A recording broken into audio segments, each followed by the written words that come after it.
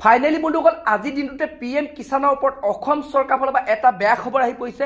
তো বন্ধুসকল যোনটো নেকি মুখ্যমন্ত্ৰী ডাঙৰীয়াই ঘোষণা কৰিছে যে লাখ লাখ আপোনাৰ পিএম কিষাণৰ হিতাধিকাৰী বৰ্তমান গ্ৰেপ্তাৰ কৰা হ'ব আৰু লগতে বন্ধুসকল যিসকল লোকক গ্ৰেপ্তাৰ কৰা হ'ব তো সেইসকল লোকে যিমানখিনি কিস্তি ধন লাভ কৰিছিলে তো সকলোখিনি কিস্তি ধন আপোনালোকে ঘূৰাই দিব লাগিব আৰু লগতে সেইসকল লোকক গ্ৰেপ্তাৰ কৰা হ'ব।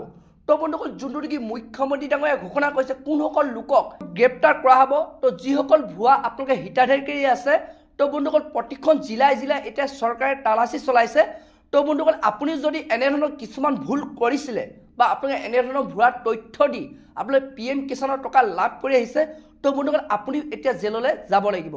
তো যোনটো নেকি মুখ্যমন্ত্ৰী ডাঙৰীয়াই ঘোষণা কৰিছে সবিশেষ আপোনালোকক মই এই ভিডিঅ'তে জনাম। তো আপোনালোকে সেইটো কাৰণে ভিডিঅ'টো একেবাৰে স্কিপ নকৰাকৈ আপোনালোকে চাই থাকিব আৰু লগতে যদি আপোনালোকে মোৰ চেনেলটোত নতুনকৈ ভিজিট কৰিছে চেনেলটো লাইক এটা কৰিব, পাৰিলে ছাবস্ক্ৰাইব এটা কৰিব, লগতে আপোনালোকৰ মোবাইলত থকা বেল আইকনটো অন কৰি দিব।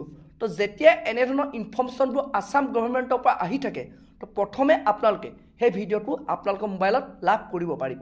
তো বৰক বন্ধুসকল আপোনালোকক মই এতিয়া প্ৰথম জনাই আছোঁ যোনটো নেকি বৰ্তমান খবৰ আহিছে যে আপোনালোকে কোনসকল লোকে আপোনালোকে এতিয়া জেললৈ যাব লাগিব। তো বন্ধুসকল যোনটো নেকি খবৰ আহিছে যিসকল লোকে এনেধৰণৰ কিছুমান ভুৱা তথ্য দি অৰ্থাৎ আপোনালোকৰ ঘৰত যদি আপোনাৰ 4-5জন লোকে এটা পৰিয়ালৰ যদি 4-5জন লোকে যদি আপোনালোকে পিএম কিষাণৰ টকা লাভ কৰি আহিছে তো বন্ধুসকল আপোনালোকে এতিয়া জেললৈ যাব লাগিব।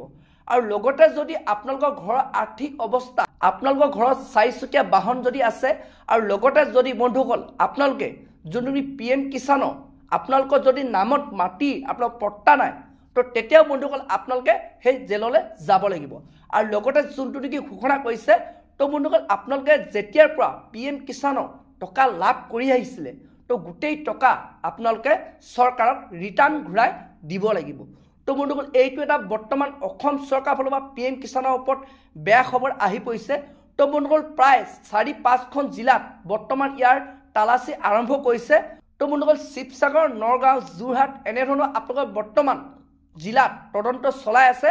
তো বন্ধুসকল আপোনালোকে সেইটো কাৰণে যদি আপুনি যদি এনেধৰণৰ ভুৱা তথ্য দি আপুনি যদি পিএম কিষাণৰ টকা লাভ কৰি আহিছে তো বন্ধুসকল আপোনালোকে তেতিয়াহ'লে তাৰ পৰা বাচিবলৈ আপোনালোকে এটা উপায় আছে।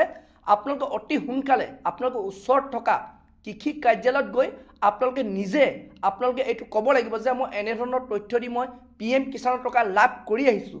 তো বন্ধুসকল আপোনালোকে তেতিয়া চৰকাৰৰ ফালৰ পৰা আপোনালোকক কোনো গ্ৰেপ্তাৰ নকৰে, খালি আপোনালোকে যোনটো নেকি টকা লাভ কৰি আহিছে তো সেই আপোনালোকৰ ৰিটাৰ্ণ টকাটো আপোনালোকে চৰকাৰক ঘূৰাই দিব লাগিব। তো বন্ধুসকল এইটোৱে বৰ্তমান পিএম কিষাণৰ ওপৰত অসম চৰকাৰৰ ফালৰ মুখ্যমন্ত্ৰী ডাঙৰীয়াই এটা বৃহৎ ঘোষণা কৰিছে। তো বন্ধুসকল আপুনি যদি এনেধৰণৰ কিছুমান ভুৱা তথ্য দি আপোনালোকে পিএম কিষাণৰ টকা লাভ কৰি আহিছে তো বন্ধুসকল আপোনালোকে তেতিয়াহ'লে সাৱধান হৈ যাওক। আৰু যদি আপোনালোকে বাচিব বিচাৰে আপোনালোকৰ ওচৰত যিকোনো কৃষি কাৰ্যালয়ত আপোনালোকে গৈ নিজে আপোনালোকে চাইন কৰক।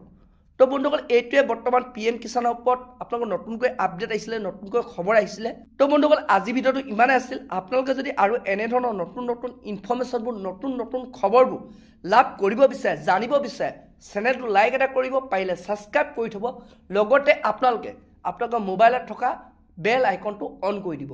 তো যেতিয়া এনেধৰণৰ খবৰবোৰ আহি থাকে তো প্ৰথমে আপোনালোকে সেই মোবাইলত আপোনালোকে সেই খবৰটো জানিব পাৰিব। তো বন্ধুসকল আজি ভিডিঅ'টো ইমানতে ৰাখিছোঁ।